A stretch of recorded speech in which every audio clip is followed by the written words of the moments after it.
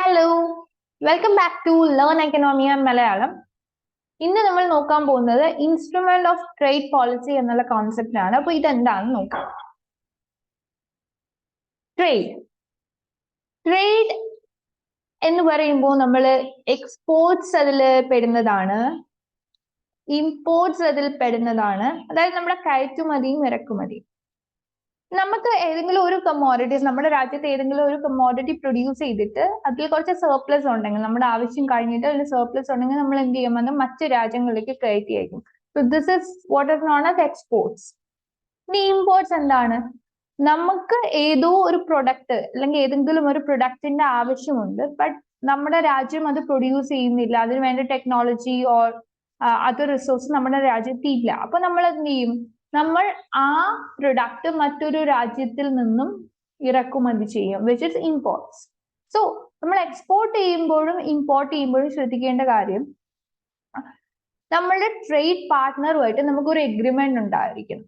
ഇപ്പൊ ഇന്ത്യയും US തമ്മിൽ ഒരു ട്രേഡ് റിലേഷൻ ഏർപ്പെട്ടാൽ അവർ തമ്മിൽ എന്തൊക്കെ ടേംസ് ആൻഡ് കണ്ടീഷൻസ് എഗ്രി ചെയ്യണം, എന്തൊക്കെ കാര്യങ്ങൾ പാലിച്ച് മുന്നോട്ട് പോകണം എന്നുള്ള കാര്യങ്ങളൊക്കെ വ്യക്തമായിട്ട് പറയുന്ന ടേംസ് ഓഫ് ട്രേഡ് എഗ്രിമെന്റ് ഉണ്ടായിരിക്കും. അപ്പൊ അതനുസരിച്ചിട്ടായിരിക്കും ഈ ട്രേഡ് റിലേഷൻ മുന്നോട്ട് പോകുന്നത്. ഇപ്പൊ ഗവൺമെന്റ് എപ്പോഴും ട്രേഡ് റിലേഷനിൽ ഏർപ്പെടുമ്പോൾ കുറച്ച് റെഗുലേഷൻസ് വെക്കും, കുറച്ച് ആക്ഷൻസ് എടുക്കും.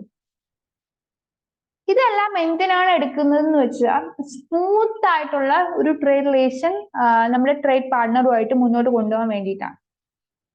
അപ്പൊ അങ്ങനെ വരുമ്പോൾ ഇന്നത്തെ complex and complicated world of ഗ്ലോബലൈസേഷനിൽ നമുക്ക് അധികം പ്രശ്നങ്ങളൊന്നും ഇല്ലാതെ മുന്നോട്ട് പോകാനായിട്ട് സാധിക്കും.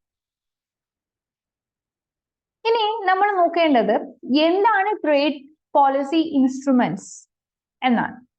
ശരിക്കും പറഞ്ഞാൽ ഇത് കുറച്ച് ടൂൾസ് ആണ്. ഇപ്പൊ ഏതൊരു ജോലിക്ക് ഇറങ്ങിയാലും ടൂൾസ് ഉണ്ടായിരിക്കുമല്ലോ. ഫിസിക്കൽ പോളിസി ടൂൾസ് നിങ്ങൾ പഠിച്ചിട്ടുണ്ടായിരിക്കും. പോളിസി ലെവലിലും ടൂൾസിന്റെ ഇമ്പോർട്ടൻസ് വളരെ അധികമാണ്.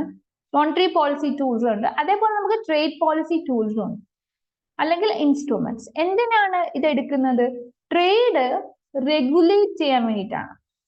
നമുക്കറിയാം WTO പോലുള്ള ഇന്റർനാഷണൽ ഓർഗനൈസേഷൻസ് അവര് ട്രേഡിന്റെ world level international trade regulate ചെയ്യാനായിട്ട് ഇരിക്കുന്നു. അതൊരു ഇന്റർനാഷണൽ ലെവലുള്ള കാര്യമാണ്.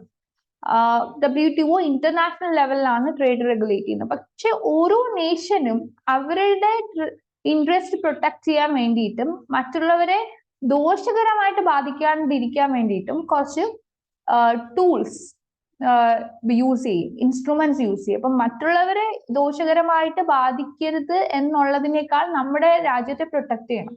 ഇതാണ് നമ്മുടെ മെയിൻ പ്രയോറിറ്റി ആയിട്ട് നമ്മൾ എടുക്കുന്നത്. ഇന്റൻഷനലി നമ്മൾ ആരെയും ദ്രോഹിക്കാൻ പോകുന്നില്ല, പക്ഷെ അൺഇൻറ്റൻഷനലി എന്തെങ്കിലും മറ്റുള്ളവർക്ക് പ്രശ്നം വന്നാലും നമ്മൾ ആദ്യം പ്രയോറിറ്റി എടുക്കുന്നത് നമ്മുടെ പ്രൊട്ടക്ഷന് വേണ്ടിയിട്ടാണ്, നമ്മുടെ ഡൊമസ്റ്റിക് ഇൻഡസ്ട്രീസിനെ പ്രൊട്ടക്ട് ചെയ്യാൻ വേണ്ടിയിട്ട്. അതേപോലെ തന്നെ ഈ ട്രേഡിൽ വരുന്ന ഡെഫിസിറ്റ് സിറ്റുവേഷൻ, ട്രേഡിൽ വരുന്ന ഡെഫിസിറ്റ് എങ്ങനെയാണ് വരുന്നത്? നമുക്ക് ഇമ്പോർട്ട് ചെയ്യുമ്പോൾ നമ്മൾ പേയ്മെന്റ് നടത്തണം, അല്ലെ? ഇമ്പോർട്ട് ചെയ്യുമ്പോൾ പേയ്മെന്റ് നടത്തണം. എക്സ്പോർട്ട് ചെയ്യുമ്പോൾ നമുക്ക് എന്ത് കിട്ടും? റെസീറ്റ്സ് കിട്ടും, കാശ് ഇങ്ങോട്ട് കിട്ടും. അതിനാണ് റെസീറ്റ്സ് എന്ന് പറയുന്നത്. അപ്പോൾ ഈ ഇമ്പോർട്ട് പേയ്മെന്റും എക്സ്പോർട്ട് റെസീറ്റ്സും നമ്മൾ കമ്പയർ ചെയ്യുമ്പോൾ എപ്പോഴെങ്കിലും ഈ ഇമ്പോർട്ട് പേയ്മെന്റ് റെസീറ്റിനേക്കാൾ എക്സ്പോർട്ട് റെസീറ്റിനേക്കാൾ കൂടിയിരിക്കുമ്പോൾ അവിടെ ഒരു ഡെഫിസിറ്റ് സിറ്റുവേഷൻ ആണ് ക്രിയേറ്റ് ചെയ്യുന്നത്. കാരണം നമ്മൾ അങ്ങോട്ട് കൊടുക്കുന്നതാണ് കൂടുതൽ ഇങ്ങോട്ട് കിട്ടുന്നതിനേക്കാൾ. അതൊരു പ്രോബ്ലമാറ്റിക് സിറ്റുവേഷൻ ആണ്. അത് ഒരുപാട് ഗ്യാപ്പ് ഇവിടെ വരികയാണ്. അപ്പൊ ആ ഒരു ഗ്യാപ്പ് മാനേജ് ചെയ്യാനും ട്രേഡ് പ്രൊമോട്ട് ചെയ്ത് economic growth and development situation ensure ചെയ്യാനും ഒക്കെ തന്നെ ഇൻസ്ട്രുമെന്റ്സ് ഓഫ് ട്രേഡ് പോളിസി നമ്മളെ സഹായിക്കും. ഇനി ഇൻസ്ട്രുമെന്റ്സ് ഓഫ് ട്രേഡ് പോളിസി എന്തൊക്കെയാണെന്നും അതെങ്ങനെയാണ് നമ്മളെ ട്രേഡ് മാനേജ് ചെയ്യാനായിട്ടും നമ്മുടെ ഡൊമസ്റ്റിക് ഇൻഡസ്ട്രീസിനെ പ്രൊട്ടക്ട് ചെയ്യാനായിട്ടും ഹെൽപ്പ് ചെയ്യുന്നത് എന്ന് നമുക്ക് നോക്കാം. ആദ്യത്തെ ആസ്പെക്ട് ടാരിഫ്, ആദ്യത്തെ ഇൻസ്ട്രുമെന്റ് ടാരിഫ്. ടാരിഫ് എന്ന് പറഞ്ഞാൽ ഒരു പെർട്ടിക്കുലർ കൈൻഡ് ഓഫ് ടാക്സ് ആണ്. നമ്മൾ ഇമ്പോർട്ടഡ് കമ്മോഡിറ്റിയിൽ ഇമ്പോർട്ട് ചെയ്യുന്ന ഒരു ടാക്സ്. ഇപ്പൊ ഇമ്പോർട്ടഡ് കമ്മോഡിറ്റിയിൽ നമ്മളിപ്പോ നമ്മുടെ ഗവൺമെന്റ് ഒരു ടാക്സ് ഇമ്പോസ് ചെയ്യുകയാണെങ്കിൽ ഓട്ടോമാറ്റിക്കലി ആ കമ്മോഡിറ്റിയുടെ പ്രൈസ് എവിടെ ഇൻക്രീസ് ചെയ്യുന്നു.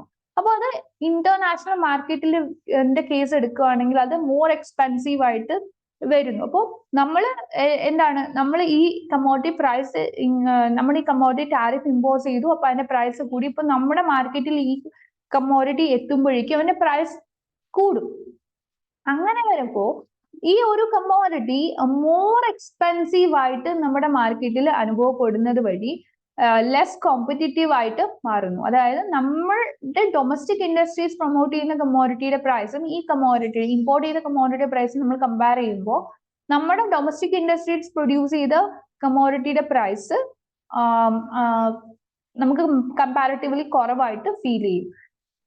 അങ്ങനെ വരുമ്പോൾ നമ്മുടെ ഡൊമസ്റ്റിക് ഇൻഡസ്ട്രീസിന് അവിടെ ഒരു ഓട്ടോമാറ്റിക് പ്രൊട്ടക്ഷൻ ആണ് ഗവൺമെന്റ് എൻഷുർ ചെയ്യുന്നത്. അപ്പൊ ഇത് മാത്രമല്ല, ഈ ടാക്സ് കൊണ്ടുവന്നിട്ട്, ടാരിഫ് കൊണ്ടുവന്നിട്ട് കമ്മോഡിറ്റി പ്രൈസ് ഇൻക്രീസ് ചെയ്യുന്നതോടുകൂടി ഗവൺമെന്റ് റവന്യൂ അവിടെ കൂടുന്നു. കൂടുന്നുണ്ട്. അപ്പൊ അത് കാരണം നമുക്ക് ട്രേഡ് ഇംബാലൻസസ് ഒക്കെ അഡ്രസ് ചെയ്യാനായിട്ട് സാധിക്കും. ഇനി അടുത്തത് കോട്ട. കോട്ട എന്ന് പറയുമ്പോൾ നമ്മൾ ഉദ്ദേശിക്കുന്നത് ഒരു ക്വാണ്ടിറ്റി ബേസ്ഡ് റെസ്ട്രിക്ഷൻ ആണ്. Quantity based restriction. അപ്പൊ എന്താണ് ക്വാണ്ടിറ്റി ബേസ്ഡ് റെസ്ട്രിക്ഷൻ കൊണ്ട് ഉദ്ദേശിക്കുന്നത്? ക്വാണ്ടിറ്റി ബേസ്ഡ് റെസ്ട്രിക്ഷൻ എന്ന് പറയുമ്പോൾ ഒരു പെർട്ടിക്കുലർ ക്വാണ്ടിറ്റി മാത്രമേ നമ്മൾ ഇമ്പോർട്ട് ചെയ്യാനായിട്ട് ഉദ്ദേശിക്കുന്നുള്ളൂ. അപ്പൊ ആ ഒരു ക്വാണ്ടിറ്റി ലിമിറ്റ് അവിടെ കൊണ്ടുവരും. നമ്മുടെ വോളിയം ഓഫ് ഇമ്പോർട്ട്സ് അവിടെ കൺട്രോൾ ചെയ്യുകയാണ്. പെർട്ടിക്കുലർ ക്വാണ്ടിറ്റി മാത്രം നമ്മൾ ഇമ്പോർട്ട് ചെയ്യുമ്പോൾ വോളിയം ഓഫ് ഇമ്പോർട്ട് അവിടെ കൺട്രോൾ ചെയ്യപ്പെടുന്നു. അത് കാരണം നമ്മൾ ഡൊമസ്റ്റിക് ഇൻഡസ്ട്രീസിനെ പ്രൊട്ടക്ട് ചെയ്യുന്നു. കാരണം നമുക്ക് ആവശ്യമുണ്ട്, നമ്മുടെ ജനങ്ങൾക്ക് കമ്മോഡിറ്റിയുടെ ആവശ്യമുണ്ട്. പക്ഷേ ആ കമ്മോഡിറ്റി നമ്മൾ ഇമ്പോർട്ട് ചെയ്യാൻ ഉദ്ദേശിക്കുന്നില്ല. കാരണം നമുക്ക് ഈ സെയിം കമ്മോഡിറ്റി നമ്മുടെ നേഷനിൽ പ്രൊഡ്യൂസ് ചെയ്യാൻ വേണ്ട ഓൾ ഫെസിലിറ്റീസ് ഉണ്ട്. നമ്മുടെ ഡൊമസ്റ്റിക് പ്രൊഡ്യൂസേഴ്സിനെ ഇത് എൻകറേജ് ചെയ്യാൻ വേണ്ടിയിട്ടാണ് ഇങ്ങനെ ചെയ്യുന്നത്. ഇങ്ങനെ നമുക്ക് ട്രേഡ് ഫ്ലോസ് മാനേജ് ചെയ്യാം. ഇനി അടുത്തതാണ് സബ്സിഡീസ്. എന്താണ് സബ്സിഡീസ്? ഒരു ഫൈനാൻഷ്യൽ സപ്പോർട്ടാണ് ഗവൺമെന്റ് ലെവലിൽ നിന്ന് പ്രൊഡ്യൂസേഴ്സിന് കിട്ടുന്ന ഒരു ഫൈനാൻഷ്യൽ സപ്പോർട്ട്. അപ്പൊ ഇത് കാരണം അവർക്ക് കോസ്റ്റ് കുറയ്ക്കാനായിട്ട് പറ്റും. പ്രൊഡ്യൂസേഴ്സിന്റെ കയ്യിൽ നിന്നും ചെലവാകുന്ന കോസ്റ്റ് കുറയപ്പെടുന്നു. കാരണം എന്താണ്? ഗവൺമെന്റ് ഇവിടെ ഒരു പോർഷൻ ഓഫ് കോസ്റ്റ് മീറ്റ് ചെയ്യാനായിട്ട് റെഡി ആയിട്ട് വന്നുകൊണ്ടിരിക്കുകയാണ്. ക്യാഷ് പേയ്മെന്റ് ആയാലും ടാക്സ് ബ്രേക്ക് ആണെങ്കിലും മറ്റു ചില ഇൻസെന്റീവ് ആണെങ്കിലും ഇതൊക്കെ തന്നെ ഗവൺമെന്റ് ആൾക്കാർക്ക് അല്ലെങ്കിൽ പ്രൊഡ്യൂസേഴ്സിന് കൊടുക്കാനായിട്ട് റെഡി ആയിട്ട് നിൽക്കുമ്പോൾ നമ്മുടെ ഡൊമസ്റ്റിക് പ്രൊഡ്യൂസേഴ്സിന് മനസ്സിലാവുന്നു, ഓക്കെ, ഒരു എൻകറേജിങ് ആയിട്ടുള്ള ഒരു അറ്റ്മോസ്ഫിയർ ആണ് നമുക്കുള്ളത്. അപ്പൊ പ്രൊഡക്ഷൻ നമ്മൾ ഇറങ്ങുകയാണെങ്കിൽ, മാർക്കറ്റിൽ ഇറങ്ങിച്ചെന്ന് പ്രൊഡക്ഷന് വേണ്ടി നിൽക്കുവാണെങ്കിൽ അത് നമുക്ക് ഒരു ലെസ് കോസ്റ്റിൽ മോർ പ്രൊഡക്ഷൻ പോസിബിൾ ആകും. അതേപോലെ തന്നെ ഈ ഒരു ഫെസിലിറ്റി വഴി നമുക്ക് sophisticated advance costly modern technology less കോസ്റ്റിൽ അഡോപ്റ്റ് ചെയ്ത് ഗ്ലോബൽ മാർക്കറ്റിൽ കൂടുതൽ പ്രൊഡക്ഷൻ നടത്തി എത്തിക്കാനായിട്ട് സാധിക്കും. അടുത്തത് എക്സ്പോർട്ട് കൺട്രോൾസ്. എക്സ്പോർട്ട് കൺട്രോൾസ് എന്ന് പറയുമ്പോൾ നമ്മുടെ മെയിൻ ഇന്റൻഷൻ നമ്മുടെ എക്സ്പോർട്ട് കുറയ്ക്കാനാണ്. അപ്പൊ യൂഷ്വലി എക്സ്പോർട്ട് റെസീറ്റ്സ് നമുക്ക് കിട്ടുന്നതുകൊണ്ട് തന്നെ നമുക്ക് യൂഷ്വലി എക്സ്പോർട്ട് കൂട്ടാനുള്ള ടെൻഡൻസിയാണ് വരുന്നത്. പക്ഷെ എന്തുകൊണ്ടാണ് നമ്മൾ ഇവിടെ എക്സ്പോർട്ട് കുറയ്ക്കേണ്ടതായിട്ട് വരുന്നത്? ഇപ്പൊ ചില സെക്യൂരിറ്റി റീസൺസ് ആയിരിക്കും മെയിൻ ആയിട്ടും. ഡെഫിനറ്റ്ലി നമുക്കറിയാം, ഓരോ നേഷനും ഇന്റർനാഷണൽ എഗ്രിമെന്റ്സ് ഒക്കെ സൈൻ ചെയ്യുന്നുണ്ടാവും. അപ്പോൾ ഈ ഇന്റർനാഷണൽ എഗ്രിമെന്റ്സുമായിട്ട് കംപ്ലൈ ചെയ്യാൻ വേണ്ടിയിട്ട് നമ്മൾ എക്സ്പോർട്ട് ചിലപ്പോൾ കുറയ്ക്കേണ്ടതായിട്ട് വരും. ചിലപ്പോൾ നമ്മുടെ സെൻസിറ്റീവ് ആയിട്ടുള്ള ഇൻഡസ്ട്രീസിനെ പ്രൊട്ടക്ട് ചെയ്യാനായിട്ടും നമ്മൾ എക്സ്പോർട്ട് ചില അവസരങ്ങളിൽ കുറയ്ക്കേണ്ടതായിട്ട് വരുന്നു. അതാണ് എക്സ്പോർട്ട് കൺട്രോൾസ്. ഇനി ഡംപിംഗ് റെഗുലേഷൻ. എന്താണ് ഡംപിംഗ്? ആദ്യമേ ഡംപിംഗ് എന്ന് പറയുമ്പോൾ ഏതെങ്കിലും ഒരു രാജ്യം മറ്റൊരു രാജ്യത്തിൽ ഒരു കമ്മോഡിറ്റി അവര് അവിടെ വിൽക്കുന്നു, അവരുടെ കമ്മോഡിറ്റി വിൽക്കുന്നു. ഫോർ എക്സാമ്പിൾ നമുക്ക് ഇന്ത്യയും ചൈനയും എടുക്കാം. ഇപ്പൊ ഇന്ത്യ ചൈനയിൽ നിന്നും ഏതെങ്കിലും ഒരു ഗുഡ് വാങ്ങുന്നു, അല്ലെങ്കിൽ ചൈന ഏതെങ്കിലും ഒരു കമ്മോഡിറ്റി ഇന്ത്യയിലോട്ട് എക്സ്പോർട്ട് ചെയ്യുന്ന ഒരു അവസ്ഥയിൽ ചൈന ഉദ്ദേശിക്കുന്നത് ചൈനയ്ക്ക് നല്ലൊരു മാർക്കറ്റ് കിട്ടണം എന്നാണ്. That is the intention of China.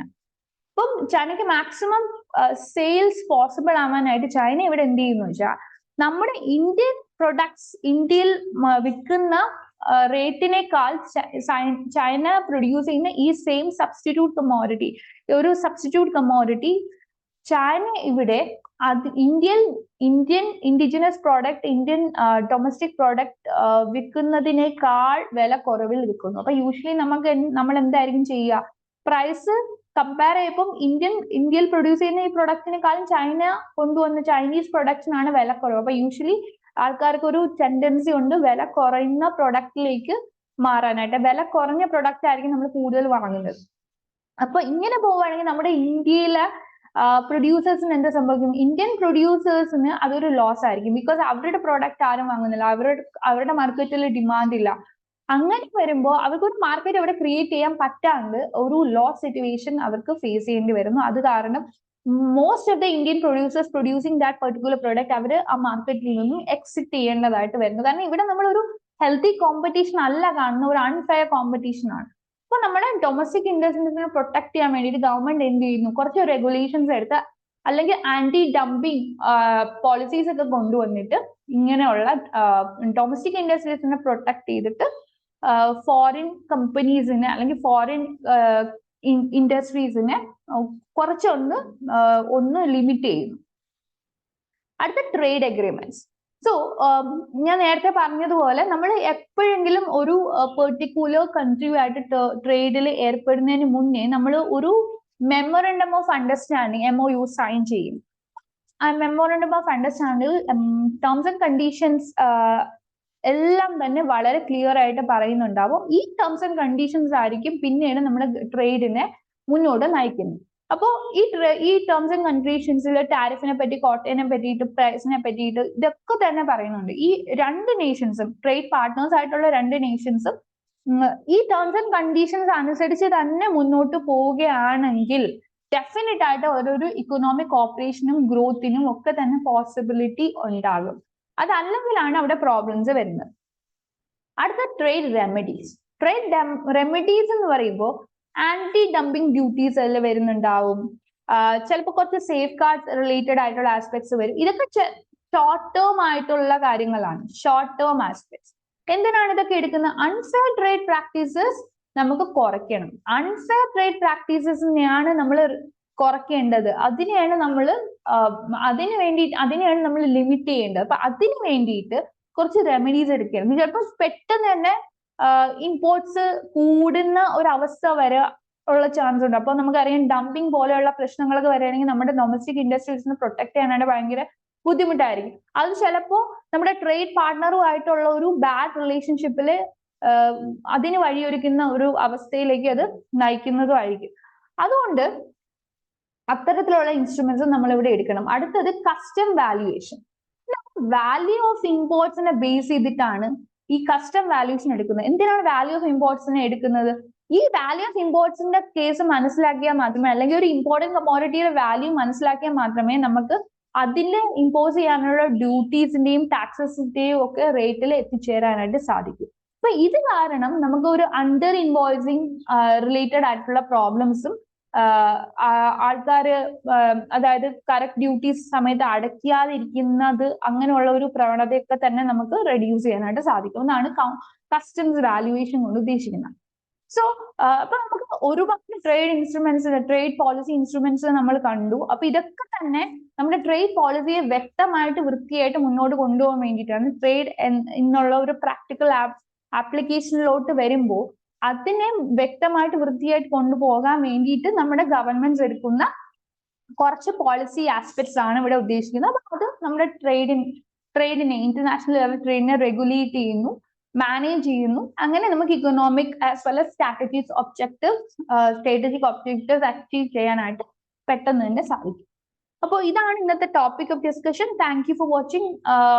So നിങ്ങൾക്ക് നമ്മുടെ ചാനലിൽ ലൈക്ക്, ഷെയർ ആൻഡ് സബ്സ്ക്രൈബ് ചെയ്യണം എന്ന് റിക്വസ്റ്റ് ചെയ്യുന്നു. അതേപോലെ തന്നെ നമ്മുടെ ടെലിഗ്രാം കമ്മ്യൂണിറ്റി ഈസ് ഓപ്പൺ, നിങ്ങൾക്ക് അവിടെ ജോയിൻ ചെയ്യാം. അതിന്റെ ലിങ്ക് ഞാൻ ഡിസ്ക്രിപ്ഷൻ ബോക്സിൽ കൊടുക്കുന്നുണ്ട്. പിന്നെ നമ്മുടെ ലേൺ എക്കണോമിയ ആപ്പ്, ഇഫ് നിങ്ങൾ കോമ്പറ്റേറ്റീവ് എക്സാംസിനൊക്കെ പ്രിപ്പയർ ചെയ്യുന്നവരാണെങ്കിൽ നിങ്ങൾക്ക് വീക്ക്ലി ടെസ്റ്റ് അവിടെ അവൈലബിൾ ആണ്. പ്രീവിയസ് ഇയർ ക്വസ്റ്റ്യൻ പേപ്പേഴ്സ് അവിടെ അവൈലബിൾ ആണ്. അതേപോലെ തന്നെ മെറ്റീരിയൽസ്, സ്റ്റഡി മെറ്റീരിയൽസ് ഒക്കെ അവിടെ അവൈലബിൾ ആണ്. അപ്പൊ നിങ്ങൾക്ക് ഇത് കിട്ടാനായിട്ട് നിങ്ങൾ ലേൺ എക്കണോമിയ ആപ്പ് ഡൗൺലോഡ് ചെയ്യുക. അതിന്റെ ലിങ്കും ഞാൻ ഡിസ്ക്രിപ്ഷൻ ബോക്സിൽ കൊടുക്കുന്നു. അപ്പോ അത്രയാണ് ഇന്ന്. അടുത്ത ഒരു ടോപ്പിക്കുമായിട്ട് വീണ്ടും കാണുന്നത്. ബൈ.